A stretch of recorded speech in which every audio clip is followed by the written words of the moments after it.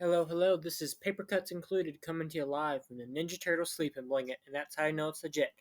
Well, the time has come. We are finishing up our first, segment of Miller Fridays with Frank Millers Ronin, Book 6. This is the conclusion of his Ronin story, or at least maybe the good one. I don't know if we'll talk about Ronin 2 any. But if this is your first ever Paper Cuts Included video, we are a comic book YouTube channel dedicated to talking about what we love, and what we love is comic books. We put comic books under the microscope. This is what I call this format, and we talk about them under a technical aspect. What I mean by that is we talk about the art, the artist, the specific art, how does the artist do it, history of the artist, what has this done, in the grand scheme of things art wise. So when I mean technical, I mean we are breaking down the artwork down to the atoms to talk about it. This channel is ran by me and my two co-hosts. We are all working artists, and to prove I'm a working artist, I'll show off some of my art I'm working on. I am working on these two prints right now. One is the Ronin from the actual story, and then the Neutralizer from the 2012 Ninja Turtle show. My goal, and I guess I should say more than a goal, what I'm going to do is these two pieces will be raffling off on the channel, which I'll get into that in a little bit. And then the other piece I'm working on, which I don't think it'll be ready for the raffle, but it would be pretty cool if I got it, is this big ol' humongous Mad Max print. I've been rewatching the Mad Max movies, so I wanted to do Humongulus from Road Warrior. So I got that working on. And when I mean raffle, we had a summer goal of subscribers, and we knocked that goal out of the park. So I'm going to be doing a special celebration for it, where I will be raffling off two of these pieces of artwork. They're prints, so they're going to probably be editions of 10, 15. So maybe I'll give off one, two, or three of each. Probably just two to each people. And yeah, or maybe I'll do one of each, and then I have some stickers of my other artwork, and there'll be a first, second, and third place thing. Maybe, who knows? I'm spitballing. I don't really have a great date for that event. Maybe next weekend, or if not, the first weekend of July, maybe. Or maybe that's not a good time, 4th of July. I don't want to have a ghost town. I think we're going to be doing a live stream for it. Like I said, we'll be doing a giveaway. I don't know what really the live stream is going to entail. It might just be me and my co-host drawing, or it might just be me drawing. Who knows? I want it to be with my co-host though, because they're really great guys, and they haven't seen a whole lot of screen time yet, which sucks because I love those guys. So I really want them to be under the microscope with me. But without getting sentimental, we are going to be finishing up Frank Miller's Ronin with Book 6. And it's an interesting conclusion, let me say that. So before we get into that, we always do a segment. Is this a wraparound cover? It's not. All the other covers are wraparounds, but this one is just black. We talk about, is the book successful, or is the cover successful? I'm sorry. What I mean by that is when you're making comics, you got to sell your books somehow. And a good cover can be a great way to get some sales. If a kid walks into a comic book store, or anyone walks into a comic book store, I see a cover I know people who just buy comic books for the covers, so try to make a great cover every time, because that could be what sells your book sometimes, you know and you got to sell your books. You got to keep the lights on in your studio, some pens and pencils in your hands, and a cheeseburger in your belly. So just always try to knock your covers out of the park, because that could be an easy sell. I don't know how that breakdown is, but I want to say maybe 4/10 of a sell might be in the cover. I might be overshooting that or undershooting that. Who knows? But this cover, I think it is probably actually one of the weakest covers we've looked at in this uh, format. It is the weakest Miller cover we've looked at, and the weakest Ronin cover by itself. And what I mean by that is, if we put all the other Ronin books next to each other, and then this is a great conclusion cover. This is the last issue. It has those themes, but by itself, I don't know if you're going to get a lot of people stopping to look at it. I love it. Like I said, I think it's a great, if you displayed all your books, this would look good next to them. By itself, kind of struggles. So I'm going to be giving it a 4 out of 10 on a good cover. And, who knows? I could be totally wrong, and it's an amazing cover, but I think it's just a little weaker than the others. But let's get into it. You know, Ronin is, I believe, one of Miller's black sheep books. A lot of people kind of discredit it. They're like, ooh, everyone starts with Ronin, but then you get to the better books like Dark Knight. I really loved Ronin. I think if you like samurai books, if you like cyberpunk, it's a great book for you. The artwork's incredible. Frank Miller's drawing it, Lynn Varley's coloring it, Joe Costanza's lettering it. It's really good. It stays super consistent through most of it. There's only one issue where I've talked about where I've been really disappointed in it, and I do think it ends on a sort of high note, mid to low high tier note. But let's get into it.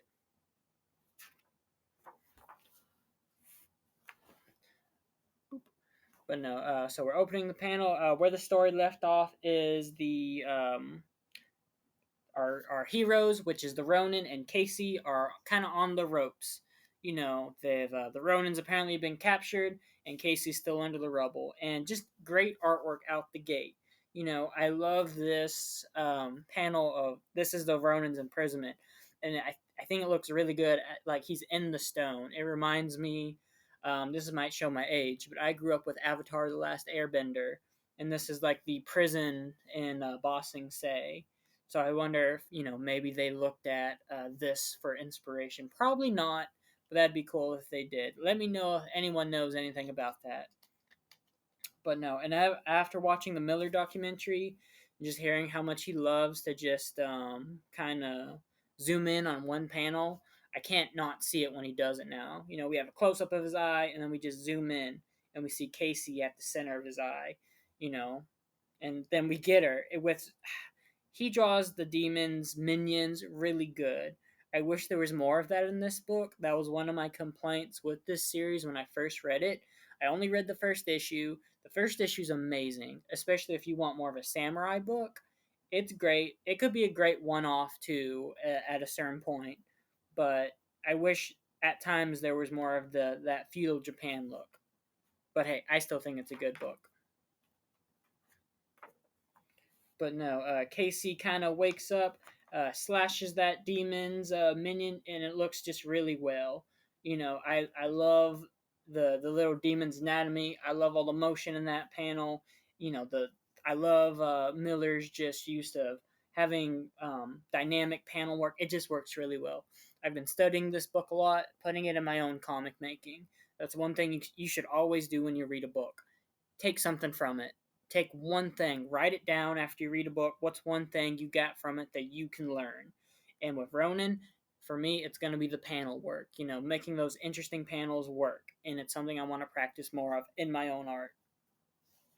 But no, just the artwork's incredible. I love the motion lines, all of that. It really makes that panel unique. The head rolling, it just gives it motion.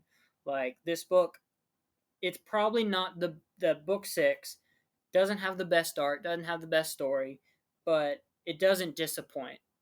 And we'll get into more of that later.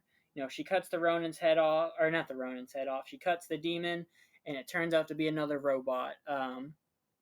Apparently, Billy, a character, is like a Tetsuo like Akira character and can make people his playthings essentially almost. So he wants to be the Ronin. So now everyone in it thinks they're in their universe. So Casey, this is what she looks like in real life, a military officer, but in Billy's world, she's a samurai warrior with fighting a demon minion, but in real life, she's killing a robot. And it just looks really well there. The differences between the real world, where she's in a subway, probably, I guess, yeah, she's in a subway. She jumps in a subway. Versus Billy's world, where it's just rubble. And the coloring being different, I think adds a lot to it. Here we get those more like cool earth tones, if that makes sense. The greens kind of bluish, but here it's just straight earth tones. The browns, the grays, the greens. It just works really well, and then the blue of the robot really adds to it. Subtly adds to it. But I just love how they differentiate. Like they could have just had that background be that background, but I think it adds a lot that they change it to just rubble. It does help add that, yep, this is not what's actually going on. This is like a psychic episode, you know? And I love the way Miller draws the robots in this book. They're so almost abstract in a way with all the lines, the circles, but yet they look really good. And then Lynn Varley coloring them looks amazing too. Those blues, those greens, they just look really good in my opinion. Oh, there's a Frank graffiti on that subway car. I just noticed that. I wonder who did that. I wonder if Joe Costanza did that or Frank did it himself. And now we finally see it. So each panel, this is the Aquarius Center. This is where all the bad things have been happening. And each issue gets bigger and bigger. And now we see it fully engulfs the 2-page spread. There used to be a New York cityscape along here, but now it's just green, a cancer, a mold. And it'd be cool to see someone frame all the Aquarius panels. Maybe that's something I should do is collect another volume of Ronin, and I can frame them like that. Rip some pages out. Oh, I hate saying that, but hey, then I could rip other pages out and just frame some awesome Miller artwork, panel by panel. But no, Casey's on her way to free the Ronin, and she's got to go up against the entire military machine AI complex. Did Miller predict the AI uprising? Who knows? You heard it here from Paper Cuts Included. Next page. Yep, and we see the full scope of it now. Like this is supposed to be New York, and yet it's just pockets of buildings now. It's what Aquarius hasn't ate yet. It's not even Aquarius encroaching. It's surrounded all of New York, and I wish that'd be cool to see more of. Is how does New York get affected by this? Just the people, and I know in this New York's dystopian. It's got mutants and homeless, but it would be cool to see like a 2-page spread of people dealing with the Aquarius complex. Like there's some gangs in issue 3. Like how do they deal with this big cancer taking their city? How do the mutants take it? I think that would be a cool 2 pages. I wonder if maybe there's some lost artwork like that of it. Let me know in the comments if you know. So we cut to I love this is good character choice. Casey is your almost buzz cut, how you say military brat. Straight as an arrow, like would never wouldn't even skip in line for a hot meal. And her people know that they're like, nope, what she can't be a saboteur. And I love the coloring done by Varley here. Those warm tones. Their uniforms are supposed to be green. They would get lost so fast against this. So, good choice, doing those green those really warm tones, just selling it from the illumination of the computer screen. You don't have to think out of the box. You don't have to make your characters, pink, blue, and purple to stand out. Just, have them have in front of a TV getting lit up. That's some of your basic drawing art classes in college. Or is what I'm sure I had to do that a lot. Is hey, here's a tennis ball, here's a flashlight, draw 10 different light perspectives, you know? And then even having the blue of Casey coming in looks really good. So that's just something I remember in comic. Color theory can make or break your book, and Lynn Varley's probably one of the best colorists in my opinion. I guess she doesn't. I don't know the last thing she colored, but no. And it keeps going with those warm tones, and just looks so good. I love it. I'm all there for these warm tones. It does just break up the monotonous greens, and that was one of my big complaints with issue 3. Issue 3 is the weakest book in this series, and I think they learned a lot from it because ever since then it's kind of been going uphill again. And then it kind of putters with this one, but we'll talk about that more. But like I said, the warm tones really break it up. So just do that. If you're going to color something, color it 10 different ways. See what works, see what doesn't. That's how I say every page. Every page you do it 10 different ways. I know that sounds crazy and a lot, but hey, if it takes 100 pages to get one page right, it takes 100 pages. And then you know what? That page is gonna look amazing. And hey, maybe me spouting out all this, art jargon, maybe that'll cut you from 100 pages to 99 pages. So, practice, practice, practice. It takes 1,000 hours to get better. So here's part of your 1,000 hours, just drawing 10 pages at a time of the same gosh darn thing, you know? But no, the espionage of her sneaking back into the Aquarius complex does not last long. Um, let's see, one, two, three, or maybe just one, two panels, and she's already caught again. And I just noticed that there's a outside building, so Aquarius is fully engulfing the city, which is really cool. It is, I guess, supposed to be a Cancer, but yeah, it's I love these two panels right there. I think the coloring's really great, especially on that one. That white to cyan coloring against those greens. Like it works well. Like it does sell that that's a laser bullet and the lights are off, or I guess they're not off. Just some harsh lasers. I don't know. I just like stuff like that. I also love it when the art goes off the panel. Like, don't do it too much like that, or else you're gonna get a bad '90s comic.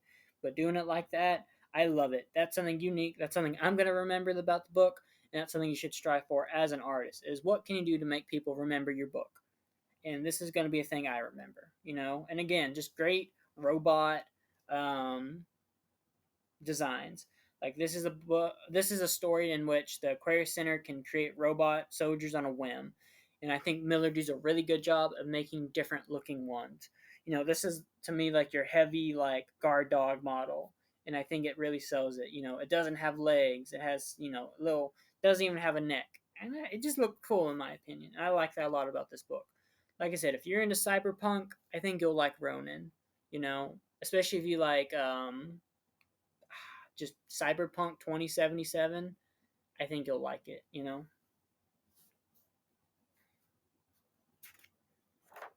But no, here we get into some interesting coloring. They're in a seedy bar, Sin City vibes, and it's kind of, I guess this is our 2 pages of people complaining about Aquarius. Is they finally caught on that, oh, like literally 48 hours ago, there were no robots. And now who's doing all the janitor service? Who's doing all the, cleanup, the maintenance? Who's even our bartenders? It's the robots. So I guess I'll have to eat some crow and say he does do a little bit of the, how do the people react? But I guess I want to see more of New York react to the Aquarius complex. I think it looks really good. I think it was a very awesome choice to have the bar in blackness, like a bar should be. You know, what's a good bar if it's not seedy?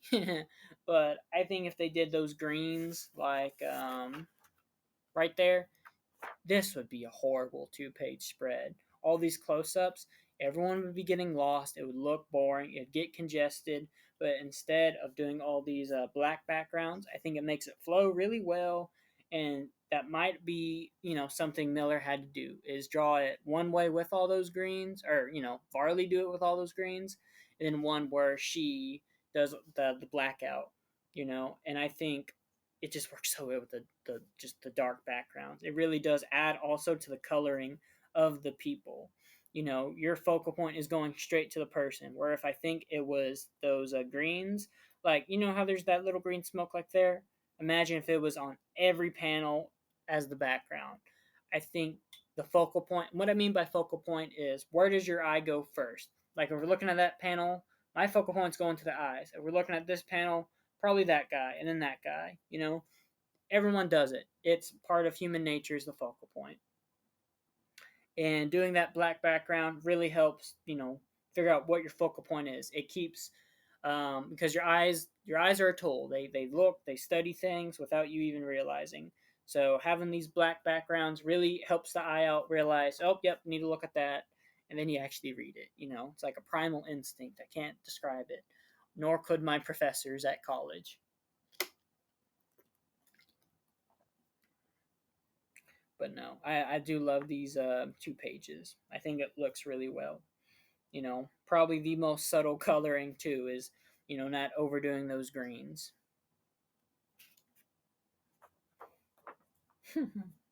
But no, here we got our demon again, kind of, you know, I finally beat the Ronin. This has been their struggle the whole time.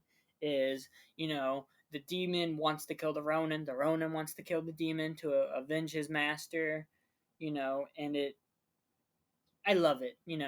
I'm a little sad how their confrontation turned out, but what can I say? And I love this panel. Like the close-ups of the demon, Miller does such a good job. I don't like the faraway shots a lot. I think he makes it too muscular and too much like the mutant leader from year one. But these close ups, I think, are really good. They do play up that demonness.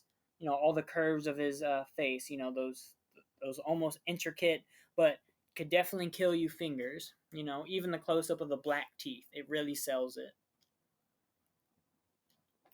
I wonder why they chose to do or why Lynn chose to do black teeth at close up, but white teeth at a far away perspective. I don't know. Maybe I'll ask her one day. Who knows? I would love to interview her. That'd be awesome. That is the goal for this channel, is to get it big enough where we can talk to some nice folk. That'd be a cool video to do. Top 5. That'll be a community post. But no, and I just noticed. I don't know if you can see it that well, but there is a short other panel. Like I thought it was just these two panels, but there's a third little mini panel. So I wonder if that's in the artisan edition. Is this page was supposed to be a lot bigger than it was, And I love that ha ha ha ha lettering, it going off the page. I just love stuff like that. I love when it goes off the page in a right way. And does it again right there with the little panel. That's cool. Now I want to look at the artisan edition. There's an artisan edition of Ronin. Let's see if I can get it on an art student salary. But no, all the Ronin can think about is Casey, as she's battling through some robots, but also almost that mouse creature from issue 1, and it's a great design. And I was rewatching the kayfabe video, cartoonist kayfabe on Ronin issue 1, and they were talking about how much of a Ninja Turtle design this character was. A lot more so when it's this stocky, like that looks like a Playmates toy right there. Like, if not Turtles, then Toxic, is it Avenger? It'd be, yeah, Toxic Avenger figure, you know? Get on that, NECA. Where's our Ronin figures, NECA? I guess McFarlane could do that. Though then they'd be horrible. I would just want a demon figure, a demon and a Ronin figure. Make that 2-pack. I'm asking too much of old Todd. But no, I love these two panels, all that line work. I love Miller's line work. It just looks so good. It's something you should study as an artist, as line work, or specifically line weight, because that can really add to a book's character, which it does here. How it's kind of sparse right there and gets heavier as you go. Like, that's not something you think about, but it does make your book look better, in my opinion. It kind of shows the amateurs from people who got a little mustard under their belt, if you know what I mean. It's cool. And the coloring's just really good here, too. Like, I know a lot of times I crap on all these greens, but I think it's done sparingly here. And also just, I don't know, it just flows a lot better than, let's say, issue 3.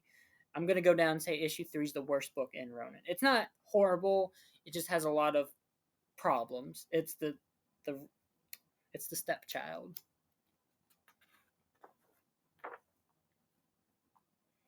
But no, the Casey defeats her adversary, and turns out those poor schmucks who helped her get in, well, they're gonna get blown up just because of it. So she's not the she. Yes, she's kicking ass and taking names, but it is not easy for her. And I'm thinking, like, when's the Ronin gonna break out? When's he gonna help her? And I guess we'll see later.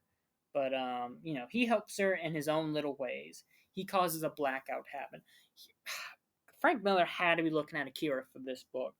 I thought we'd talk about it by the end, but there's so much Akira-ness in it. The telekinetic powers, is that how you say it? Telekinetic powers, him blowing up people's spines in some panels. Like, I'm like, oh, he had to look at Akira. just some great artwork here. I don't get these panels right here. This motif will keep coming up, like this kind of Aquarius outline, and I don't get what it's supposed to represent or why we keep showing it. I I don't get it. If you know, let me know in the comments. I don't want to say Miller and Lynn are just getting cheap and just pumping this book out, but I I gotta wonder if they phoned in some of these pages. That's probably my favorite, one of my favorite demon panels right there. Is that just that line work across his face, those subtle colors, those eyes popping out though. Like the demon looks so much better when you show less of him versus when you show him more. And that's something you can remember in comics is sometimes showing less of something is better. And I think a really good use of that is the demon. That looks so badass, so scary. It really sells that, oh, yep, this is the villain of our story. But maybe not. Because right when he wants to kill the Ronin for spit in his face with some old whiteout, you can see the little smudge lines on it where Miller dropped that. Turns out Virgo can control his movements. So it's coming down to who controls who. If the Ronin's Billy, then what's the demon? If she can control all her robots, does that mean the demon's a robot? Well, I guess we'll see. And Demon just looks so good in these 2 pages. That'd be an awesome sticker, or like a T-shirt, or maybe a tattoo. Maybe I'll get a Ronin tattoo. I'd like to get a Miller tattoo, and of course I'm getting a Sin City. Maybe I'll get a Ronin one now. That'd be just so kick-ass. I don't like getting colored tattoos though. I think they age so bad. See, does it get bigger? I guess it's getting colored because that's black, and then we get some color right there. I'm gonna have to remember that. Or I guess it's maybe the Aquarius Center powering back on from the blackout. I don't know. But Casey makes it back to her apartment, and she runs into, I guess, the co-president and a shrink, which will come up later. Casey's husband has been captured, and the shrink helped him, so she's learning about it. So she goes to pick up some equipment and kind of leaves. And, we talked about it before, and I'll talk about it again. I'll beat this to a dying horse. Never do talking heads. I'm sure the 4 people who've unsubscribed to this channel unsubscribe because I talk about talking heads every video. But that's something. When I mean talking heads is, let's say this was at 4, 8, 12, 16. If this is your same panel for this person talking for 5 panels straight, that's a horrible way to read a book. Your audience is going to, a lot of them might even put the book down. They're not going to want to read it that way. It's going to be boring to them. It's not going to flow right. So Miller just keeps changing the perspective. Have her in, or I guess this is the shrink. So you have the shrink kind of, half face in light, half face in darkness, side profile. Having the co-president, or I guess VP, just in different shades of darkness. Doing a far away shot of Casey and then a close up of one of her eyes. It just helps the book flow good. It helps it flow right. It keeps your audience reading it, flowing it organically, and that's what you got to keep doing in your book, is figuring out how to make it flow really good. I guess so, because now it's getting more coloring with the Aquarius turning back on. I guess now I'm getting it now. But reading it the first time, I was like, why do we keep coming back to this, silhouette? I still don't like it. I wish we'd actually get more panels rather than just, showing Aquarius turning back on. But now, I guess for the first time, Billy is awakened. And now he's talking to Virgo, his, I guess, surrogate mother. And she's, nope, you've been a bad boy, Billy. You need to go to sleep. Because she can control him when he sleeps. And so this has been the whole problem of the book, is he's been awake the whole time. So now she's being, you need to go to sleep. You've been a bad, bad boy. Billy has, like, the capacity of a child. That's why he's created this whole fantasy, because he's wanted to live this Ronin idea for years. And he has a crush on Casey, which, in the last issue they got it on. But it's okay. I'm sure this is all Talking Heads equivalent. Just dialogue after dialogue after dialogue. If you don't like a wordy book, you're not gonna like Ronin. So, and God forbid you pick up this at the end, because then you missed all the good stuff. This one's still good though.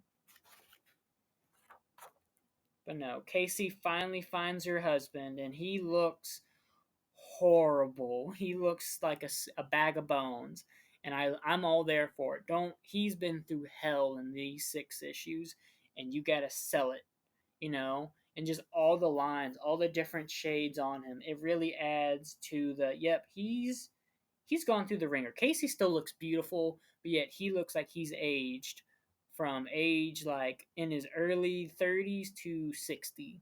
You know, I love it. I'm there for it. I do at times don't know why they added Peter as like I don't think Casey should have had a husband. I think she should have been single. Um, but no, it's taught. He's like, nope, you have to go kill Virgo, the computer that runs Aquarius, who's gone evil. You have to do it. It's you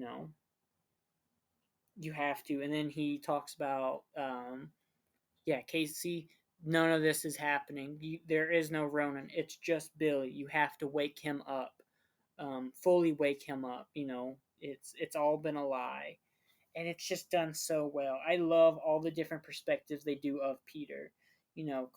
Far away to close up to just it just shows all the bad parts of him in the terms of yeah he's got bags on bags on bags. His chin, it's a skull. You know how you can look at some old people and you can just see their skull. It's such tight skin. It's just man, that sounds weird. That sounds like I'm a serial killer. But hey, once you take figure drawing, you notice things like that. And I think they sell it with that with Peter. I'm not going to go into more of that because I don't want that to be sound bite someone makes. And I also just love the coloring. All those greens, the shades of greens, the darks. It works really good. I love it. Like that's like I said, color theory can make or break your book. So just think out of the box sometimes.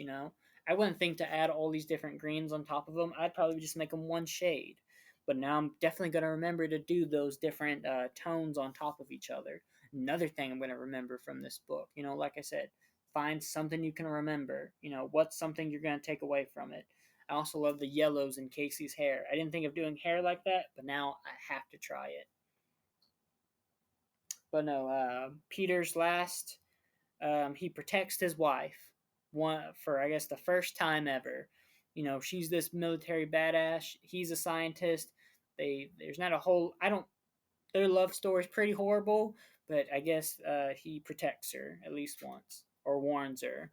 Big old laser comes back on. I guess Aquarius is fully online again, and she ducks, but he's not so fortunate. It just screams Akira for some reason. Even this, those facial expressions, him sliding down from a literal laser cannon. What's Kaneda use? A laser gun.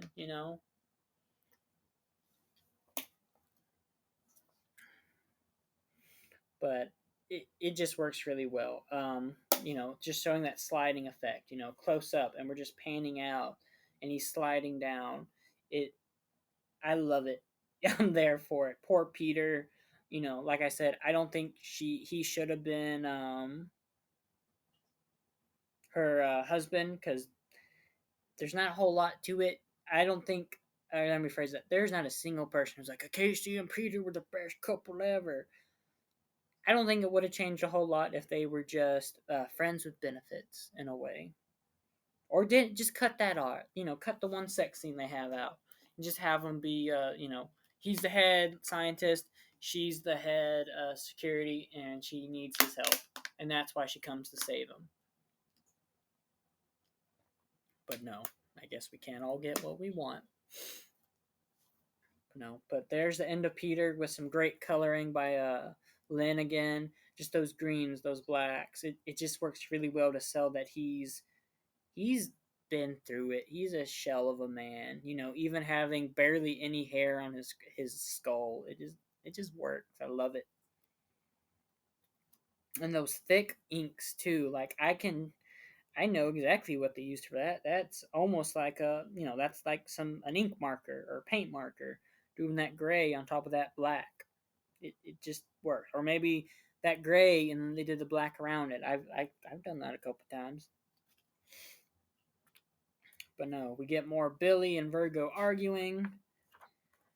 Or I guess now Aquarius is fully back online, and Lynn's, she's actually disheartened that her husband just died, and Billy wants to help her, but Virgo's like, no, go to sleep, and in a very Akira moment, Billy, with some incredible artwork in the next page, saves her by blowing up the robot's spines. Poor Yamagata, am I right? Like I said, he had to curb some Akira for this, or just some ideas, but it works really good, you know. Like I love this. This is probably one of my favorite 2 pages spreads in this book. It just works really well. All the colors, those harsh blacks, those harsh whites, those greens, it just really sells the robots compared to the blueness and the solidness of Casey. I just love it. I'm there for it, while continuing the story also.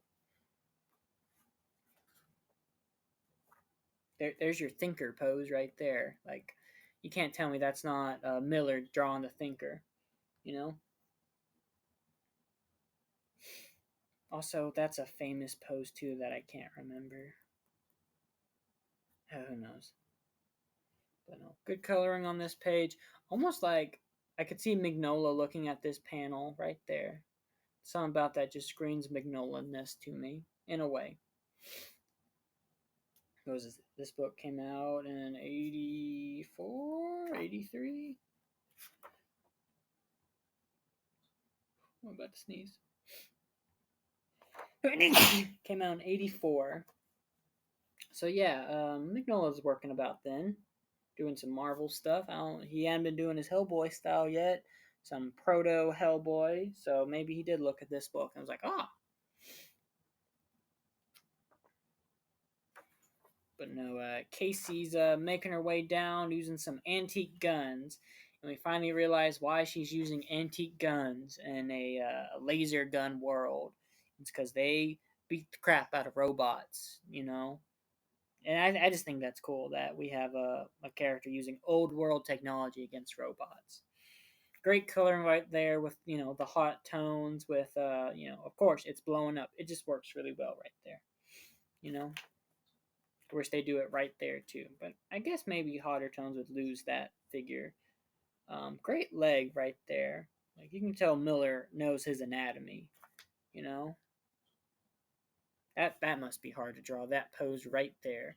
You get your foreshortening. You get a pose you don't often see without. I wonder if Miller might have looked at a Playboy for that one. You know what I mean? Not to be gross or sexual, but I can't think of a lot of ways you would study this pose in a figure drawing class. What angle? So, but I could see that in maybe a Playboy book, which I know people who have studied Playboy for anatomy.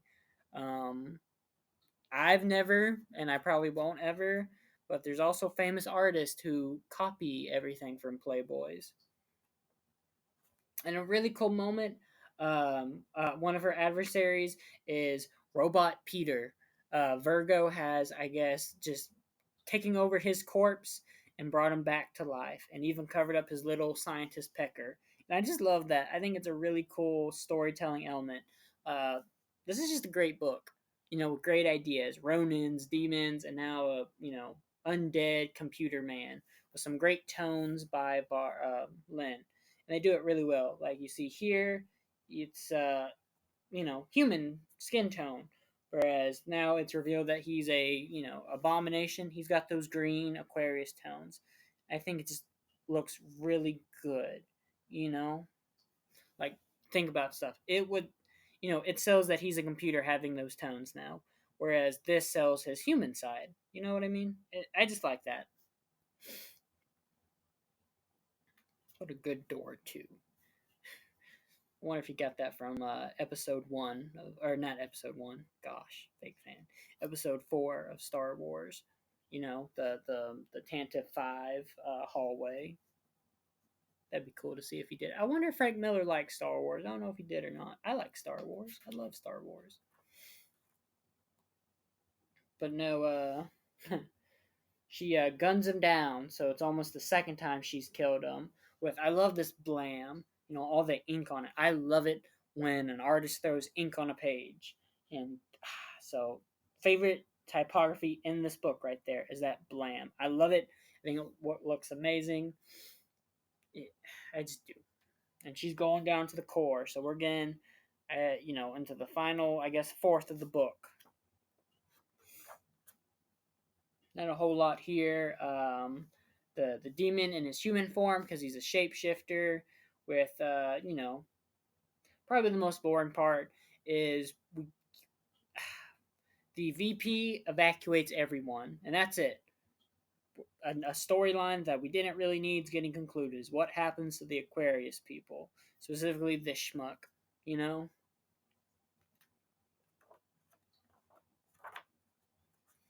So yeah, we'll get past that. Just some really good artwork. Casey has finally gone back to found the Ronin, and it just looks really good. His prison, like I'm glad they didn't go with this. That full panel. That I'm glad they're showing that futuristic look. They keep swapping back from, um, the futuristic look to what Billy wants them to see, the feudal Japan era. Even swapping it as, changing how she even looks. She has a much more broader face in Billy's fantasy versus real life, where she has a much more skinnier face. Even her lips are different shapes. Her nose is much bigger there versus there. Even the black eye looks like maybe even more stereotypical and cartoonish than that, an actual black eye. And I just like that a lot. Those subtle things make a book, and you can't say Miller doesn't make his book special. And probably the an interesting demon panel. That's a figure drawing pose right there. They must have looked at a lot of figure drawings for the demon in this panel. Going from the, let's see if I can flip to it real fast. The thinker pose, and now the pose everyone looks at least 100 times in a figure drawing class. Which maybe that's part of it, because we're about to find out that the demon who we thought is the literal reincarnation of this demon back from feudal Japan era turns out to be, or maybe even not feudal Japan. We learned that this Ronin looks like a TV show actor, so this could have just been a whole TV show that Billy watched and is playing out, you know. And the Billy thinks she's gonna strike him down with the sword that started all of this, and turns out she just literally guns him down, Indiana Jones style. That was my favorite moment in this book. Is my favorite, but also my most disappointing. I get it. It would have defeated the whole purpose if they had a giant sword fight. This is supposed to be Billy's fantasy. This isn't real. He's a robot at the end of the day. The demon, not Billy. So it would defeat that whole purpose of her destroying this fantasy if, you know, her and the demon had a 2-page sword fight, 3-page sword fight, however long they wanted to be. But that also would have been awesome to see Miller do. But I get why they didn't. And this is a great moment too. I love it's a great twist. It's a great joke. This mighty demon who we've supposed to be like, oh shit, when's he gonna fight the Ronin? When the Ronin and him gonna fight again? He's dead, and he gets, let's see. A fight starts at, I'll count it at this panel or this panel, 1, 2, 3, 4. He's dead in 4 panels, and that's just cool. It's a cool twist. Probably the best twist in this book, is that the demon's a robot, essentially. So all might be good. The great decapitated head of the demon. Billy's finally, I'm safe. You've saved me, my love. And now she's playing a part of it. She's, nope. You're, This book starts with the Ronin's master getting killed by the demon, and he vows to become a Ronin and then kill the demon so he can join his master in the afterlife. And now Casey's playing that up finally. She does the classic I don't want to mispronounce it, but Japanese ritual, and yet one finds honor in death. I guess is a way to say it. I don't want to mispronounce it, but no, she gives him his sword, and he performs that ritual. It's done really well here, while throughout getting Billy's actual the pain is so much he finally wakes up from it. He this awakens his powers fully, and the most Akira esque you know thing is where I guess the next one is just a great. Maybe I skipped this page when I was reading it. I think I did. I don't remember this. I remember it, but I don't think I looked at it too far because I was like, "Oh, we only have 2 pages left. What the hell?" But having the sword just get smaller. The grid looks amazing. Having not Billy Casey right there and the Ronin or Billy get just together. I love it. I love the grid. That grid looks really good. I think it would lose a lot if it wasn't all gridded. And now the Kira curb thing is the giant explosion that happens in the Aquarius complex.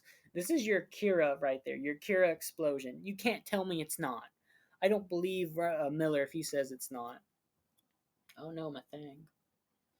But I have to move my microphone to unfold it because it's awesome. It's great looking. I'm sure this took a lot of time to do.